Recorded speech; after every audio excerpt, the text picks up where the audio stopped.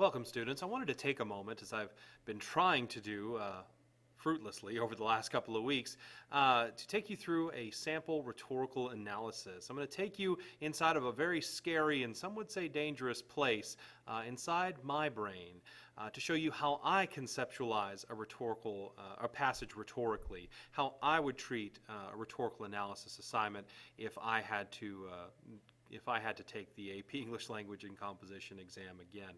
And so what I have here is a sort of Q2. It's a passage done in the style of a Q2 rhetorical analysis essay assignment, like what you'd see on the AP English Language and Composition exam. This one is a little bit longer, and it's because I really wanted to take a look at Virginia Woolf's Professions for Women, which is a piece that we read in class this most recent class period. And so I've condensed her entire article down into something like what you would see on the AP exam. This is even a little bit longer than what most Q2s would look like. Most of them don't go past 75 or 80 lines, but I really couldn't look at her paragraphs. Her paragraphs are so long I can't chop this up anymore. So we're just going to, the longer passage would actually help me a little bit more with the illustration I'm trying to provide. So for this exercise, I'm going to go ahead and attach on Google Drive or upload on Google Drive and share with all of you this page that I'm looking at. And I'd highly encourage you to download this page, print it out, and kind of write as I write.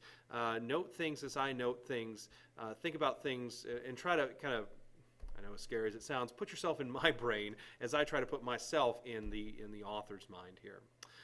So the very first thing that I like to do, of course, that you should all do, is to really analyze the contextual information that we're provided. So let's take a look at that. And I'm going to go a lot slower than I would be going if I were taking this exam. This video could take well longer than 40 minutes to complete if I were writing the whole paper, and it's because I'm going to be explaining myself along the way. Under no circumstances do I want you to sit here and do quite this long of planning when you sit down to take that exam or do your next rhetorical analysis assignment. Keep in mind, I am trying to verbalize everything that's going through my mind. So let's read the contextual information first. It says, the following passage is from Virginia Woolf's Professions for Women, adapted from a talk given in 1931 to the Women's Service League, in which Woolf addresses some of the primary issues facing women's rights at the time. Read the passage carefully, then in a well-written blah, blah, blah. They're all the same after that. Excellent. So before I even before I even start reading the passage, I can get some of my rhetorical situation just from the contextual information. Starting with the speaker. I know the speaker is Virginia Woolf, and she was giving this speech in 1931. That's part of my context. Also, the occasion would be the Women's Service League. It's a talk given at the Women's Service League, so she was invited to speak before this group of people. And I know some of the basic subject matter of the speech. She is addressing the primary issues facing women's rights at the time. So 1931, I'm thinking women's suffrage. Just 10 years before, women had gotten the right to vote, but women's rights were still very much, women were still very much limited in what they could say and do in the world. Let's see, what else? Her audience, she's delivering this to the Women's Service League, which I assume is made up of women who are going through the same things, the same issues that, or are facing the same issues that all women at the time, at least in the Western world, are facing during 1931. So I have kind of a clear-ish picture of the rhetorical setting, if you will, of some of the rhetorical situation. And it won't be until I read the entire passage that I can flesh that out completely. All right, so I'm going to go ahead and start reading the passage now. And as I go, I'm going to mark just whatever occurs to me. This could include specific devices, metaphors, similes, metonymy, concessions, refutations, counter-argument, that sort of thing. It could also include just more general strategies, appeals to certain emotions, the building of ethos, the building of an argument, those sorts of things. And perhaps some subtextual things. What is she implying here? How can I read between the lines? So let's just start reading this, and I'm just going to annotate it very sparsely. It says, when your secretary invited me here to come, she told me that your society is concerned with the employment of women, and she suggested that I might tell you something about my own professional experiences. All right, the employment of women is the subject of of this society's meeting. It's going to have something to do with the society's speech. And she suggested that I might tell you something about my own professional experiences. So we know that the speaker has a connection with the audience. She is, at least on some level, going through what they are going through or have gone through what they have gone through. It is true that I am a woman. It is true that I am employed, but what professional experiences have I had? It is true that I am a woman. What an interesting statement right there. This is some sort of obvious statement. I'm not really sure why she's making it just yet. It is true I am employed. But what professional experiences have I had? It's an obvious statement, but it's all part of this concession that she offers up front. She comes to common ground. It is true I am woman. It is true I am employed. So it is true that I have these things in common with you. But what professional experiences have I had? It is difficult to say. This is the beginning of this is a concession that she makes right off the bat, that although she's been asked to speak on her professional experiences, she's not really sure if she's qualified to do so. So right off the bat, she makes a concession. Very common rhetorical strategy for arguing something. Moving on. My profession is literature. Oh, there's a piece of metonymy right there. To say one's profession is literature, we really mean writing. It's metonymy. And in that profession, there are fewer experiences for women than in any other, with the exception of the stage. Metonymy again, referring to show business. I don't know if either of these metonyms are even going to be important. I'm just pointing out what I see. There are fewer experiences in working in literature than there are in most other professions, with the exception of the stage. Fewer, I mean, that are peculiar to women. She clarifies. She clarifies what she means by this. She's not saying that there are fewer opportunities for women to work in literature. She's just saying that it's not as peculiar to see women working in literature. There are few opportunities that are peculiar to women, so it's more natural, or we've known of women who are working and have worked as writers. She continues, for the road was cut many years ago. There's a metaphor. The road was cut. For the road was cut many years ago by Fanny Burney, by Aphra Bain. Bain? I should probably know who that is and how to pronounce it. By Harriet Martineau, by Jane Austen, by George Eliot. Good, I know all the others. By many famous women, and many more unknown and forgotten have been before me, making the path smooth and regulating my steps. So this big metaphor is just describing how she hasn't necessarily had it tough. Or at least it's suggesting that she hasn't had it that tough. Pardon my grammar, I'm just making notes. Because all of these female authors have come before her, thus making her path to becoming an author smooth, at least in some regards. She continues, thus, when I came to write, there were very few material obstacles in my way. Interesting. This is interesting. It's just an interesting detail. There's a sophisticated rhetorical device for you, an interesting detail. Do you see how the things in a that you might discuss in a rhetorical analysis essay don't necessarily have to have some fancy Greek or Latin name? This is just interesting. Thus, when I came to write, there were very few material obstacles in my way. Material obstacles, implying that there were some immaterial obstacles that might have been in her way, that perhaps these previous female authors were unable to smooth out of the way. Let's continue. Writing was a reputable and harmless occupation. That's interesting, a harmless occupation. What a cool way to describe that. You wouldn't think of writing as necessarily being harmful, yet she goes out of her way to mention that it was harmless, implying that at least on some level, some people out there viewed her writing, or perhaps women writing, as harmful. And I'm sure they did. I'm sure there were lots of men who were threatened by women authors. So that could be why she deliberately mentions that. The family peace was not broken by the scratching of a pen. There's another metonym right there, scratching of the pen, representing writing in general. The family peace. So her family, her family peace, her family is not put out by her writing. No demand was made upon the family purse. Ooh, another metonym. No demand was made upon the family purse. Financial strain, or finances, or purse is a metonym for finances. So the family suffered no internal strife. The family suffered no economic difficulty. For 10 and 6 pence, one can buy paper enough to write all the plays of Shakespeare, if one has a mind that way. That's kind of funny. She's illustrating here that paper is cheap, so writing shouldn't really cause much of a stir. Saying that for just a few cents, someone could potentially write all the plays of Shakespeare. That's absurd and kind of funny. Yeah, a little humor in here, a little absurd humor. Pianos and models, Paris, Vienna, and Berlin, masters and mistresses are not needed by a writer. The cheapness of writing paper is, of course, the reason why women have succeeded as writers before they have succeeded in other professions. Interesting. This is a really clever little illustration about the cheapness of writing being the reason why more women have succeeded as writers than they have in other professions. And again, the cheapness, that whole cheapness logic could be applied to her assertion about why so many women are about show business, the stage, with the exception of the stage.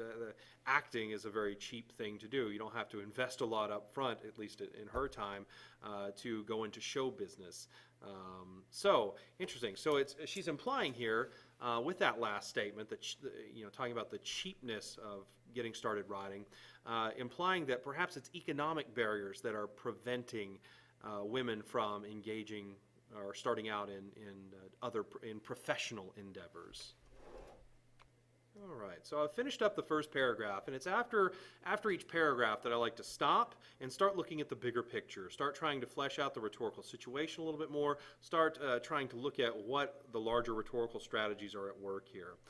Typically, an author in their opening parts of a passage of a text, opening paragraphs, what have you, will try to establish some sort of ethos. And she does that here by making connections with her audience, suggesting that she is one of them, however she is slightly different with her profession. And that admission, that concession is part of her ethos building strategy as well. By offering that concession, by saying that my profession is not like the ones that you are trying to go for, she's building credibility with her audience so that no one could argue against her and say, hey, what are you doing telling us how we can go out there and find jobs in, I don't know, various artisan professions or in the manufacturing sector or the financial sectors, whatever, when you're a novelist, you have no experience doing any of that stuff. So she addresses that concern up front, and that builds ethos. We're more apt to believe her. Let's see. She also kind of indirectly aligns herself with these famous authors. That builds a sort of ethos. It's a little bit cheap, but I don't think she does it so overtly that I would criticize her for it. I probably just won't mention it at all. So she does build some ethos, and she starts setting up her primary claim. She has hinted that there are certain obstacles standing in the ways of women, and those obstacles could be financial, with her cheapness illustration here, and we know that they are immaterial. That's a little bit of a conflict. I wonder which way she's going to go. A lot of rhetorical analysis and a lot of active and close reading involves trying to hypothesize where the author is going with this and kind of questioning what they're doing while you're reading. And so I know that at least part of her purpose in writing this piece, part of her purpose in speaking, is to illustrate some sort of obstacle that women face. In fact, I probably could have guessed that just by the subject matter. It says in the context that she addresses some of the primary issues facing women's rights.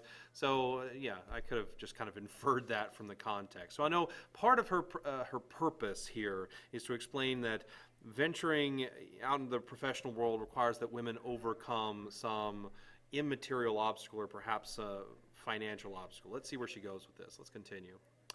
But to tell you my story, it is a simple one. You have only got to figure to yourselves a girl in a bedroom with a pen in her hand. Okay, so she's going into an anecdote here. Okay. She's already established that her experience in coming into her professional experience is not like theirs, and so she's free to go ahead and use an anecdote effectively here. Let's see. She had only to move that pen from left to right, from 10 o'clock to 1. Then it occurred to her to do what is simple and cheap enough, after all, to slip a few of those pages into an envelope, fix a penny stamp on the corner, and drop the envelope into the red box at the corner. It was thus that I became a journalist. And let's stop right there. This is a very interesting oversimplification. Interesting. She is oversimplifying the path that she took to becoming a writer, which kind of furthers what she said up here about how the path was already blazed for her. But she kind of further oversimplifies that her becoming a writer. Also, kind of oversimplifies the writing process. Apparently, all writing is moving the pen from left to right. That sort of oversimplification seems to imply that perhaps writing is a natural thing for a human being to do. That written expression, expressing oneself through writing, is very natural. Thus implying that restricting someone from writing, from expressing themselves in this way, would be unnatural. Perhaps that supports her argument in some way. Let's continue. Continuing. It was thus that I became a journalist, and my effort was rewarded on the first day of the following month. A very glorious day it was for me, by a letter from an editor containing a check for £1, 10 shilling and 6 pence. But to show you how little I deserve to be called a professional woman, how little I know of the struggles and difficulties of such lives, I have to admit that instead of spending that sum upon bread and butter, rent, shoes and stockings, or butcher's bills, I went out and bought a cat. A beautiful cat, a Persian cat, which very soon involved me in bitter disputes with my neighbors. I didn't want to stop reading there just because that is so humorous. So she talks about how it was so simple for her to become an author, and then on this glorious day, which is kind of, this very glorious day, which is hyperbole, just adding a little color to this, and that kind of hyperbolous expression is also intended to be kind of ironic and supposed to be funny. So right here she is making some sort of emotional appeal, pointing out the absurdity of this and trying to make us laugh, basically. By a letter from an editor containing a check for £1, 10 shillings, 6 pence. But to show you how little I deserve to be called a professional woman. Oh, she's continuing that concession. She's continuing the concession that she started earlier about how my professional experiences are not like yours. To show you how little I deserve to be like you, to be called a professional woman, how little I know of the struggles and difficulties of such lives that her audience presumably has faced, I have to admit that instead of paying for all these life necessities that you, my audience, are paying for, I bought a Persian cat. What an interesting detail in this anecdote. The cat here is a pretty obvious symbol of frivolous spending, because no one who is living from paycheck to paycheck, or who is in real danger of being homeless or going hungry, buys a Persian cat. A Persian cat is bought by someone who can just afford to throw money away, essentially, this frivolous spending, this expendable income. And so the Persian cat is a symbol of this frivolous spending, and more than that, it's a symbol of her newfound ability to spend frivolously. This is the first thing that she has purchased with the money that she has earned after becoming a professional person. This humorous part of the anecdote actually juxtaposes the very serious subject matter of her essay, which is about women's equality and women's rights. So I'm not quite sure what that juxtaposition is here for yet, or if I should even write about it, but I'm going to point it out. Whoops. My writing's terrible, but that's fine. I'm trying to write really small in the margins. All right. Continuing. What could be easier than to write articles and to buy Persian cats with the profits? Humor again. Because it's irony.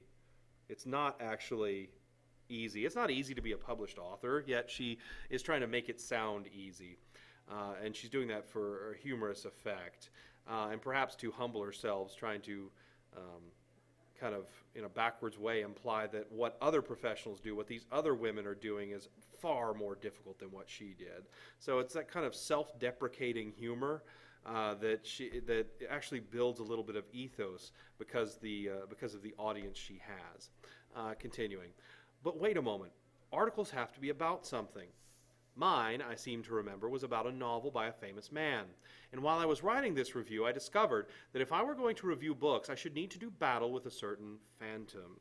Interesting. There's going to be a metaphor there because surely she's not actually battling something, and phantoms don't exist, so it's definitely a metaphor. And the phantom was a woman. And when I came to know her better, I called her after the heroine of a famous poem, The Angel in the House. Interesting.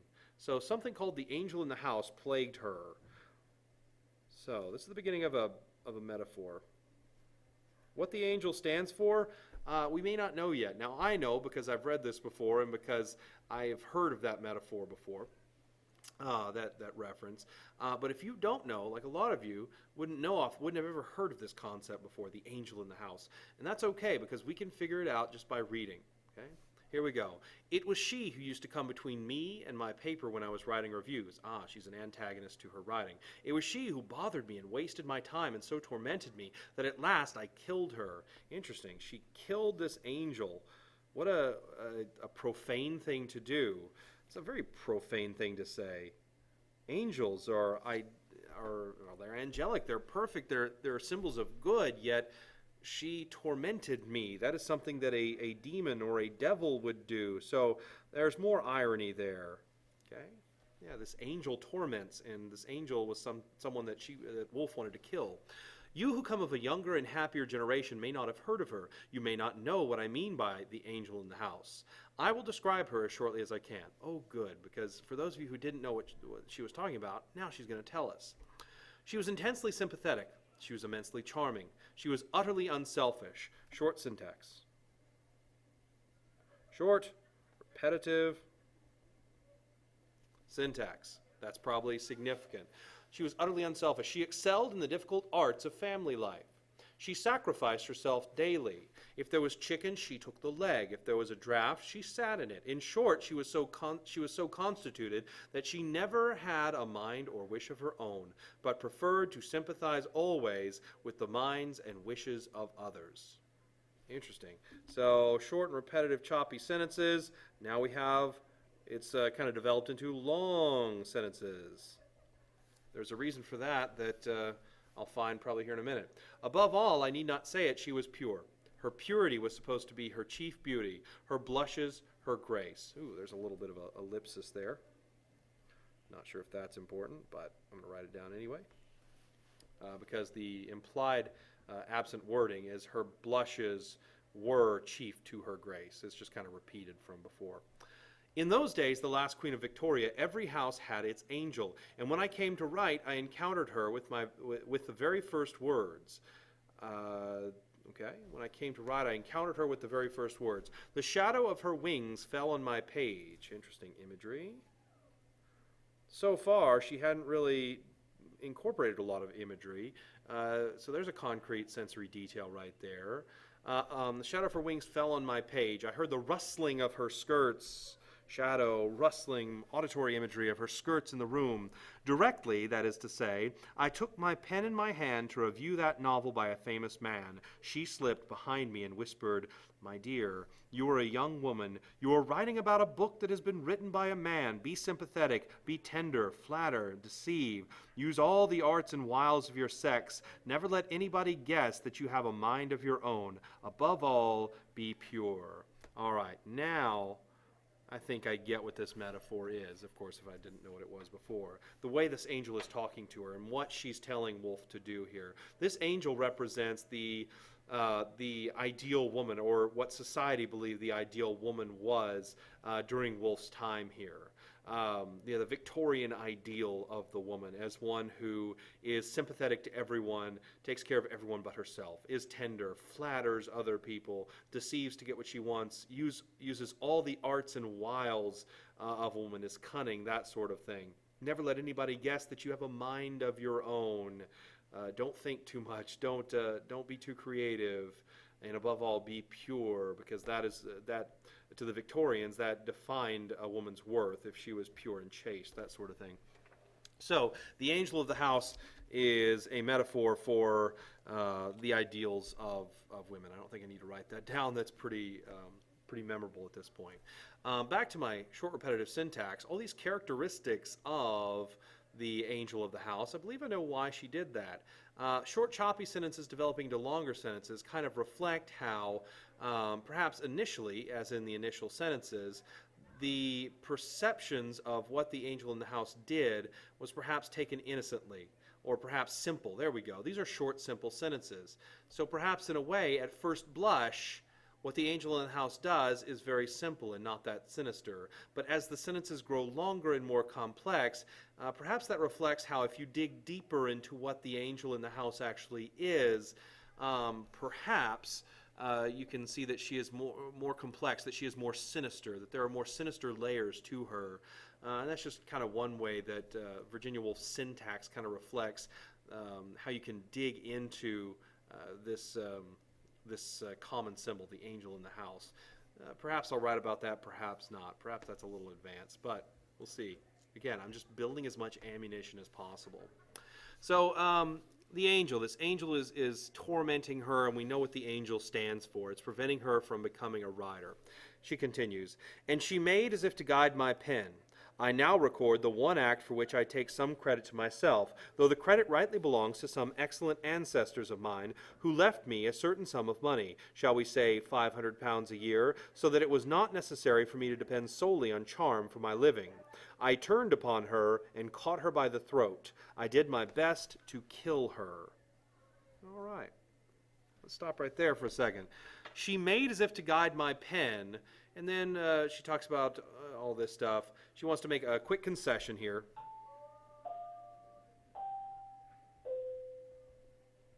Yeah, quick concession here. Just admitting that that she was not in utter want for money. She had from some ancestors, so she had some sort of estate from her ancestors that gave her a certain sum of money to live off of. So again, conceding that she is not like her audience, she is not hurting for money, implying that her writing is just a personal thing for her. It's just purely personal. She doesn't have to do it to survive. So that's just another concession. As if she made to guide my pen, I turned upon her and caught her by the throat. I did my best to kill her. The action has started. She has attacked the angel. And the last detail we have before this attack occurs is the angel attempting to guide my pen. To guide my pen. That is what is that? To guide my pen. That's a metonymy. That's a substitution. She doesn't literally mean she was trying to influence the movements of her pen. Woolf means that the angel was trying to influence her thoughts in her writing. And since that is the last detail we have before the action starts, it would seem that this influencing her writing was the last straw that drove her to attack. So if influencing her writing, if influencing her thoughts and what she puts down on her page is kind of the straw that broke the camel's back, so to speak, then we have to understand, I guess, what the author's trying to say is that that is a sacred thing. Your own thoughts are perhaps the most sacred thing that is yours. And so we get a little better feel of where Virginia Woolf is coming from. Let's continue and kind of apply that analysis to the rest of what she says. My excuse, if I were to be had up in a court of law, would be that I acted in self-defense. That's interesting. That I acted in self-defense. It's kind of drawing this whole sentence is a metaphor. Actually, it's an expressed comparison, so it's more of a simile. Still metaphorical. This little simile here, if I had been had up in a court of law, as though if I were prosecuted for killing this metaphorical angel, I would have pleaded self-defense. So indeed, she is equating the defending her thoughts and ideas with defending her life. Kind of making self-defense, what one would think of defending one's life, with defending herself from being influenced. I like that. Had I not killed her, she would have killed me, figuratively. That's kind of hyperbolous there. But and the truth behind that hyperbole is that you might as well be dead if someone else is controlling your thoughts and actions. She would have plucked the heart out of my writing. How beautiful is that? For as I found directly I put pen to paper, you cannot review even a novel without having a mind of your own, without expressing what you think to be the truth about human relations, morality, sex. Interesting. We've got ascendant in there. Don't know if that's important yet. The absence of the normal conjunction between morality and sex kind of ascendant always suggests that the meaning or the list continues and continues, as though the list is unfinished, implying a really long list of items. So let's see, back up here. You cannot review even a novel without having a mind of your own, without expressing what you think to be the truth about a bunch of things, about the human condition, basically. And all of these questions, according to the angel of the house, cannot be dealt with freely and openly by women. Now she's kind of hitting home the rest of that metaphor. If you didn't get what the angel of the house was by now, you should at this point. Freely and openly by women. They must charm, they meaning women. They must conciliate. They must, to put it bluntly, tell lies if they are to succeed. We've got this sort of anaphora here. They must, they must, they must. And whenever you're looking at anaphora, of course, you're really just looking for emphasis, and the emphasis should be obvious. The emphasis is on what is repeated. The terms they and must, the subject-verb pair, they must. So the ideas that she is trying to emphasize here are that women have no choice. Women must do something, and that's kind of that reinforces her whole the primary claim of this piece is that women have no choice in their lives, but they have to somehow get that choice. They have to somehow kill their own angel in order to do anything worthwhile. Thus, whenever I felt the shadow of her wing or the radiance of her halo upon my page, there we've got some imagery. I like the kind of antithetical imagery. Isn't that cool? I just kind of made up a rhetorical device. Antithetical imagery. You know, they're just literary terms. Really, these devices that I'm finding, those are just the terms I'm going to use to discuss the rhetorical strategies in this piece. And so, which is why knowing the specific name of a device isn't necessarily, isn't always going to guarantee that your analysis is good. It's how you analyze it. It's how you see the whole rhetoric of the piece. Thus, whenever I felt the shadow of her wing or the radiance of her halo upon my page, that kind of antithetical emotional content between the radiance of her halo versus the shadow of her wing, the positive hopefulness connotations of radiance versus the doubting darkness of the shadow, I took up the ink pot and flung it at her. Okay, now we learn how she killed the angel. She quite literally used an instrument of writing, an ink pot that you would dip your quill in, or I'm sure they had fountain pens or something. Probably didn't use quills in her time, but so she killed the angel literally with an implement of writing. She died hard. Her fictitious nature was of great assistance to her. Well, this is kind of interesting. She died hard because she was fictitious. Interesting. That's a little sort of it's sort of a bit of verbal paradox, because something that is fictitious never lived to begin with. And so here, what she's doing is implying that this angel is easy to kill once one realizes that it is fiction and it never lived to begin with. So it's a little verbal paradox that I could talk about. Yeah, she died once. And the fact that she was fictitious helped her, was great assistance to her dying. The shift in from active voice to passive voice is kind of interesting there. I'm not going to go into that. It is far harder to kill a phantom than reality. Oh, interesting. Her fictitious nature was of great assistance to her. It is far harder to kill a phantom than reality. That is directly contradictory of what she seemingly just said.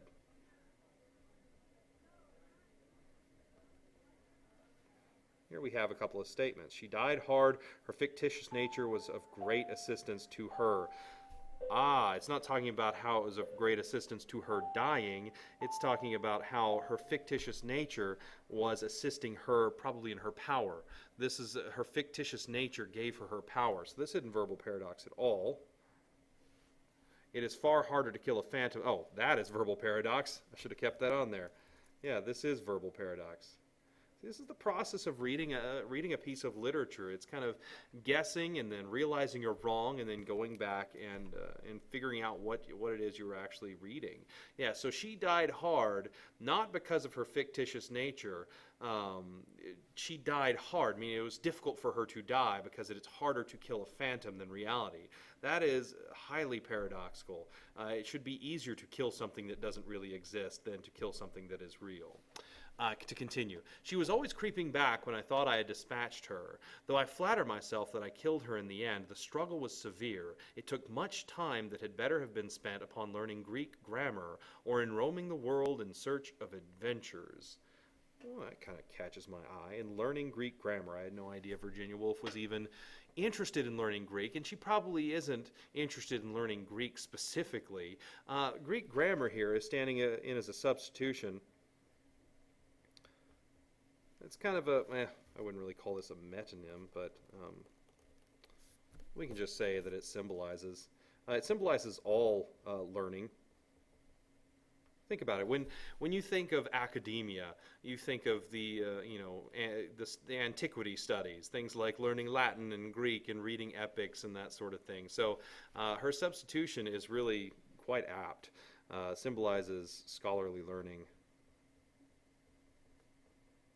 Yet she says so much with so little. That's the point of using this sort of symbol or metonym or whatever you want to call it. It took much time that had better have been spent upon learning Greek grammar. So her taking all of her time just to kill this fictitious creature, time that could have better have been spent to learn, to be part of academia. At this point, the reader kind of feels sorry for not just the author, but for all women who apparently have to go through this needless, pointless struggle. Because remember, it's a struggle with a phantom. It's kind of a pathetic appeal there. It appeals to our pity.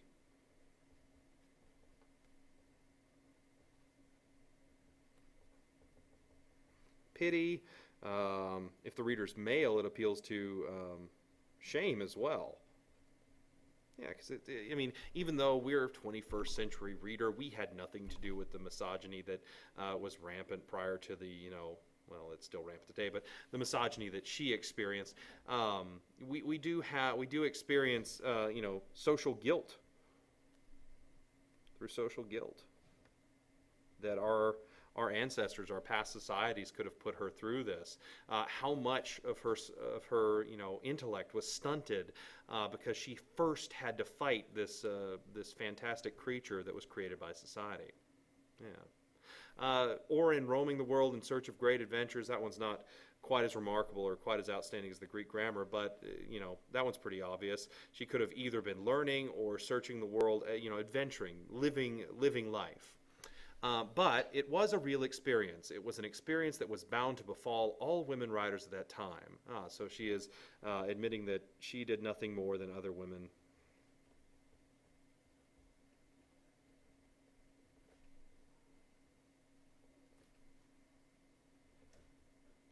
Yeah, again, it's kind of an appeal to ethos there, saying that she is nothing special, humbling herself, saying that she is only part of a larger group that has had to go through this. That lends her credibility being a part of that group.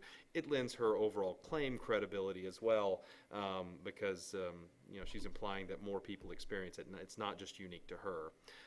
Must befall all women writers at that time. Killing the angel in the house was part of the occupation of a woman writer. But to continue my story, the angel was dead. What then remained? You may say that what remained was a simple and common object, a young woman in a bedroom with an inkpot. In other words, now that she had rid herself of falsehood, that's what the angel is. Yeah. Now that she had rid herself of this falsehood, this phantom, this angel, that young woman had only to be herself. But what is herself? Interesting. There's a bit of irony that's expressed here. Um, the woman writer gets what she wants, but it is not. But how great is this thing that she has been striving for so long? Yeah, yeah. It's some of that classic situational irony when you finally get what you think you want, and it turns out to be just as problematic as what you had before. There we go. But what is herself? So after she kills the angel and she thinks she's free, really she's not as free as she thought she would be, because now she is. What is she? She's now completely blank in her identity, because she now no longer relates to other women who are still plagued by that angel. She's now some new species in society. I mean, what is a woman? I assure you, I do not know. There's more appeals to ethos.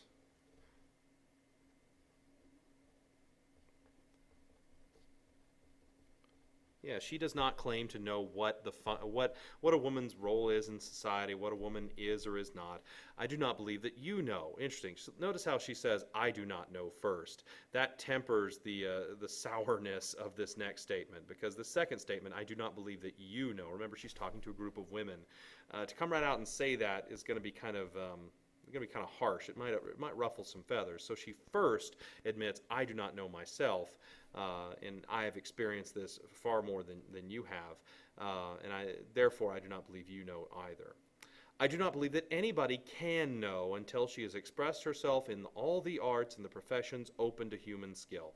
Here we go, supporting her primary claim that women should be allowed, should be freed from all societal restrictions to practice the arts and in any profession she wants.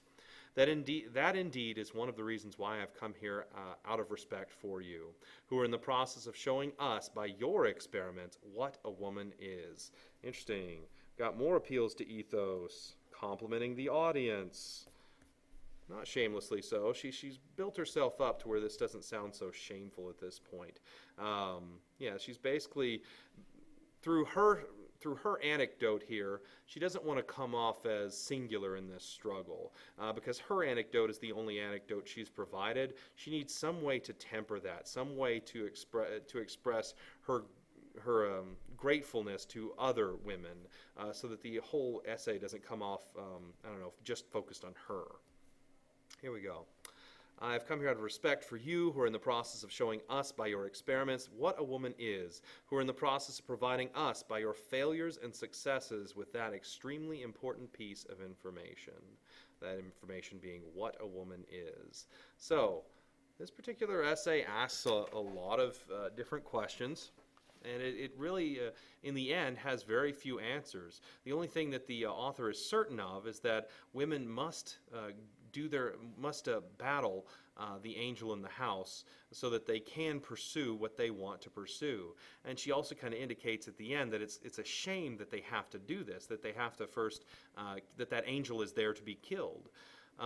So, I've got a lot of different ideas kind of flying around at this point.